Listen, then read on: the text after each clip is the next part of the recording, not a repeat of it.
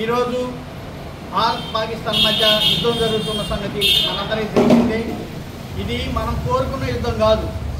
వాళ్ళు కావాలని రెచ్చగొట్టి టూరిస్టుల్ని మతం పేరు అడిగి మరి ప్యాంట్ ఉప్పదీసి హిందువా ముస్లిం అని చూసి వాళ్ళు కావాలని మత కలహాలు రెచ్చగొట్టడం కోసం వాళ్ళు మనల్ని చంపారు.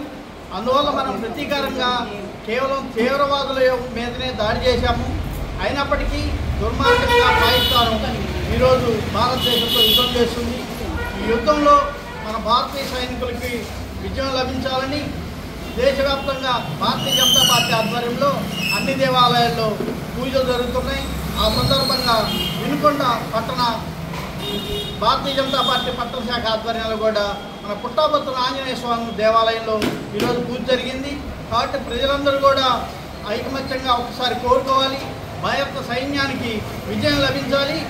ఎవరైతే తీవ్రవాదులు ఉన్నారో వాళ్ళందరూ కూడా పూర్తిగా సమసిపోవాలని, ప్రపంచ శాంతి కావాలని కోరుకుందాం. भारत माता की जय, भारत माता की जय।